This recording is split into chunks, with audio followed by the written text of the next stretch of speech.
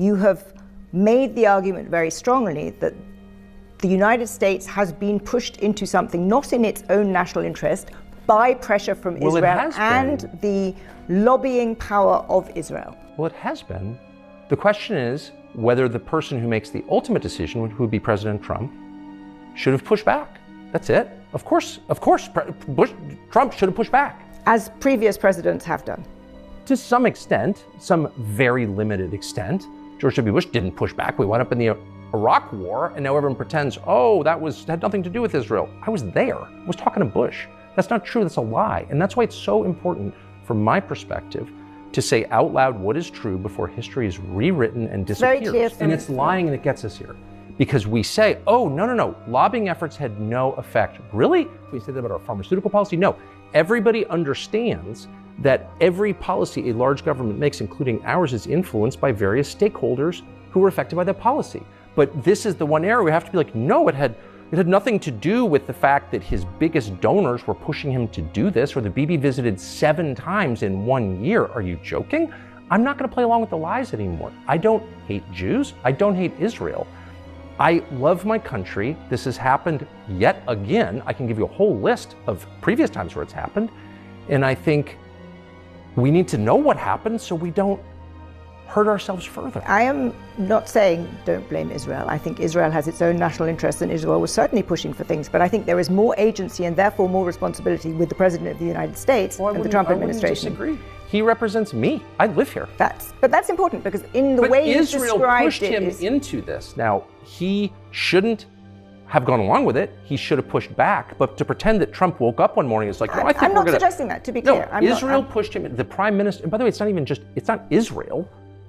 There are a lot of people who disagree in Israel. I know some of them. It was the prime minister of Israel, Benjamin Netanyahu, who pushed our president into doing this. And I hope this is the last time that Netanyahu or any foreign head of state will ever push an American president to do something that hurts America. Well, let's talk about that, because I think we may be, as you yourself said earlier, at a tipping point in terms of the rapid decline within the United States for support for Israel. Maybe. And you see it huge. I mean, you've seen it for several years on the Democratic side, you're now seeing it on the conservative side, and you're seeing a collapse amongst younger people. I'm not telling you anything you don't know.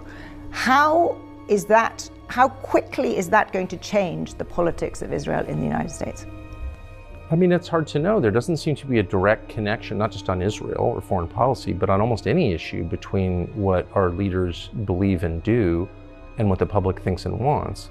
The public begins to believe, in their frustration at their declining standard of living, for example, or declining birth rates, or whatever it is that's getting worse, and a lot is, that there's no way to use legitimate means to change it. Voting doesn't work. If they believe that, then they will, by definition, find other ways, and those ways are destructive, and I don't want that.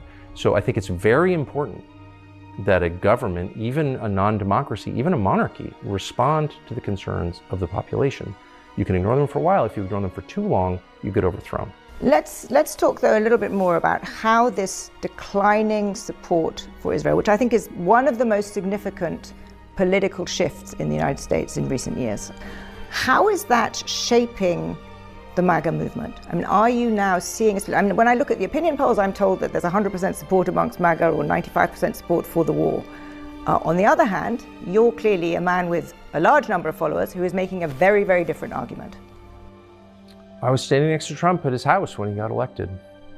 I've known him a long time. I talked to him a lot. So, I don't fully understand what MAGA is, but I know that the core promise of the Trump political movement, Make America Great Again, was America First. And it was articulated by him repeatedly at every campaign stop for 10 years. So everyone in America knows this. I think everyone globally knows this. The core of this movement was the idea that you would, and we could debate about how you do it, but you would try to put the interest of your country at the center of every calculation about how you manage your country and how you interact with the world. It's the single most obvious and single most popular political concept ever devised. Do you think Donald Trump has betrayed America First? I think that this war is something that he promised he wouldn't do, not once, but countless times. And until YouTube is banned, we'll be able to prove that. And the idea behind it is not only contrary to America First, It may be its inverse. There's no argument that changing the regime in Iran helps the United States. And if there is an argument, I'd love to hear it. And by the way, if that argument is sensible and convincing, I will support it. All I care about is the United States. But I haven't heard that argument a single time. All I've heard is the kind of tiresome fear-mongering about nuclear weapons, which Iran did not have.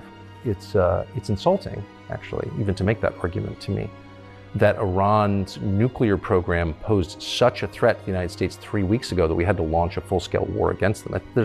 No one's even arguing that, because it's stupid, and the facts don't support it. So why did we do this when we did it? Because Israel wanted to do it. They chose the timing here. No one disputes that. And timing in war, as in life, is a lot of it, and it determines outcome. And they hadn't thought through what was going to happen next. The Israelis hadn't, and we hadn't, because we didn't have time to. It sounds to me like you think he has betrayed it.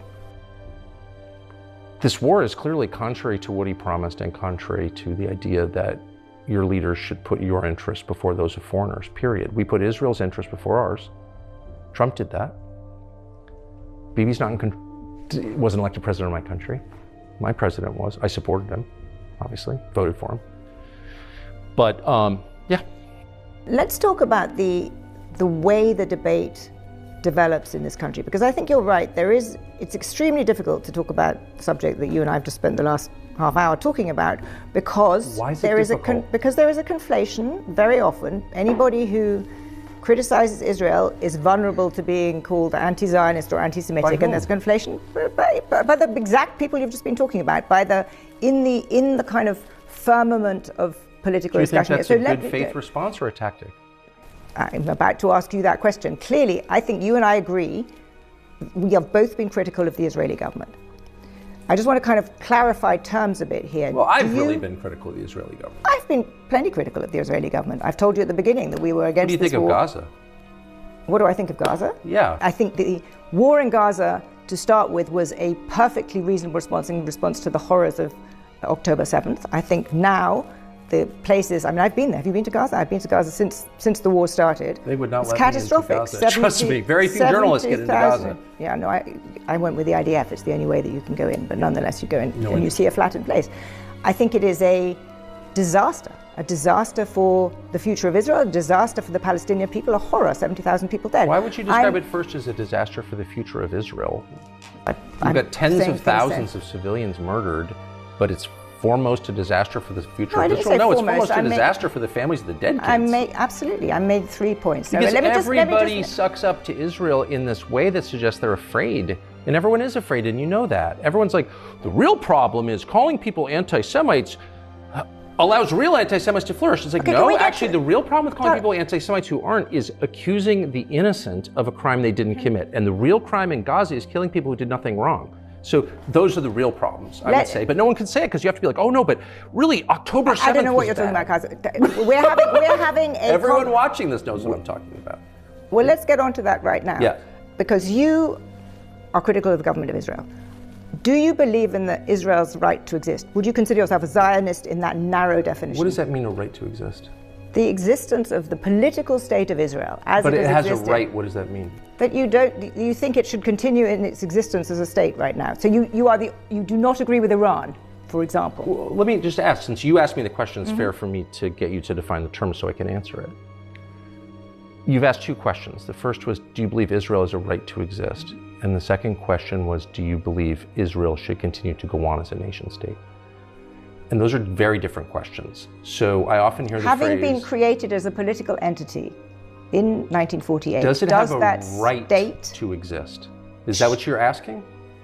I don't want to get hung up on the right. Should it continue to exist? That's how I define narrowly Zionism. Because the phrase you used was devised by the Israeli government. Of course, does it have a right to exist? And so my question to you would be, what does that mean? Why don't you answer my question?